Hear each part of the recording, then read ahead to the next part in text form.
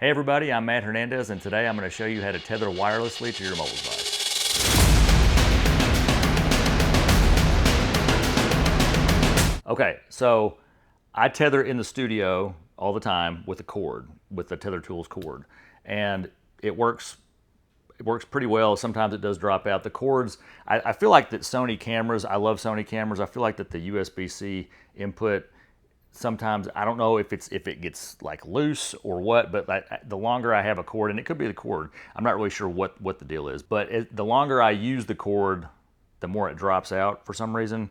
So it's reliable, but it's not. As long as it doesn't drop out and it's tight, which there's a couple different ways that I can secure it. You can buy a little plate for the bottom that runs the cord through it, and then it doesn't move when it's plugged into the camera, which that typically works because it does stay stable like that. I've also put like a little bungee cord around the lens and tightened it that way and put the cord through it, and that's a little bit less stable obviously, but I've forgotten my plate several times and that sometimes drops out. That's usually when it happens, honestly. But for the most part, it's pretty good. But it's also a little bit cumbersome because you do have to move your laptop around, or I've never done it with the iPad actually, but it would be the same thing. So thankfully, there is a way to wirelessly tether now with Capture One, which that's my editing program of choice. A lot of people use Lightroom. I personally prefer Capture One, although I do like Lightroom also, and I do use it.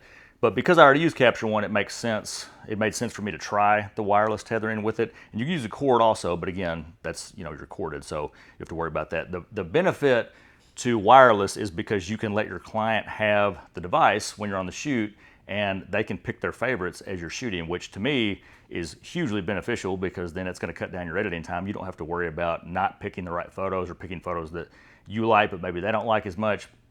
That way there's no guesswork. They're going to pick the ones that they want edited, and you know that going into it. So then you get back to the studio, and those are really the only ones you even need to import. So you can shoot raw to the device, which takes quite a bit longer, obviously, because it's wired. I've got a Sony a7R5, so the files are 60 megapixels, so they're pretty big. So it obviously is going to take longer to do that. You can set it to tether in small JPEG, so it's almost instantaneous, really. That's what you want to do. And then it's going to save your raw files however you've got them on your camera set to save, or you're just going to save your files to the card however you have it set, which mine is set to RAW. So, okay, so let's quickly show you how to set this up. It's actually really easy.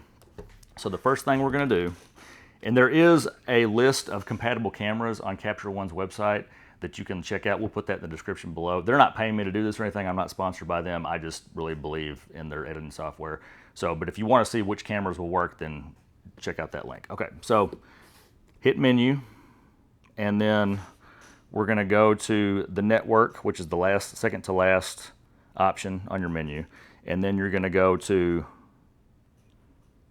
the first option, which is connect PC remote, and then PC remote function. And then you're going to go down to Wi-Fi direct info, and then you're going to press OK.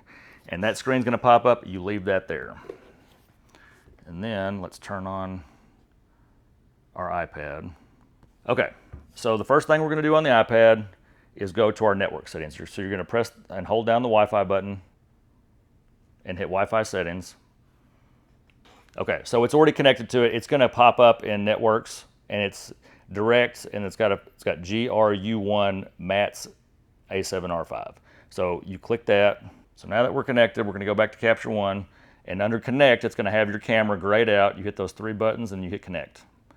Now we're connected. All right, so under Albums, we get the little arrow. I made a test album, which is the one we're going to shoot to right now. And then you click on the arrows again, and you hit Assign Capture Album. So that means it's going to be the one that you shoot to. So let's just take a picture of the wall real quick.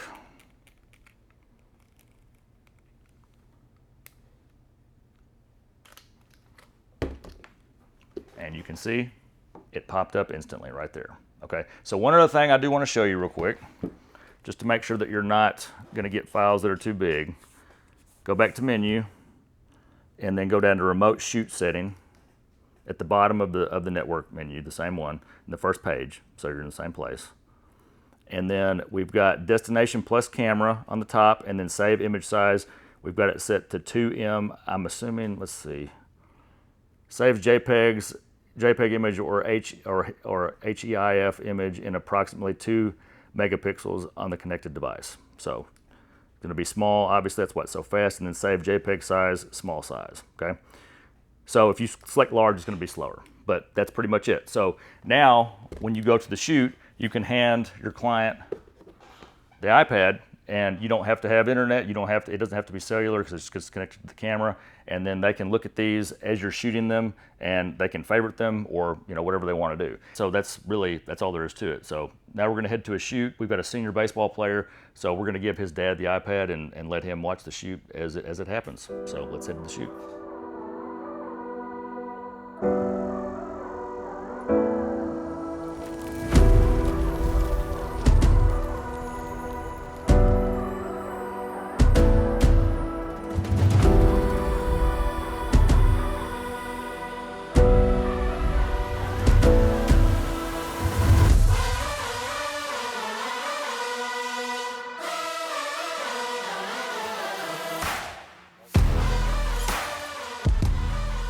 All right, so we're back in the studio, and as you can see, the shoot went great. The tethering worked great. We did use it for a second senior that played volleyball right after that shoot with the baseball player, and it worked great for that one too. The only thing, it did drop out once. I think we got a little bit too far away from the iPad where the mom was holding it, and that caused it to lose connection. But other than that, there was no issues at all. So it was, as you could see, easy to set up, easy to use, and some people might not. They might be a little bit hesitant to do this just because I guess that's a little bit of an insecurity maybe for some people, that they don't want everybody or somebody to see every picture they take.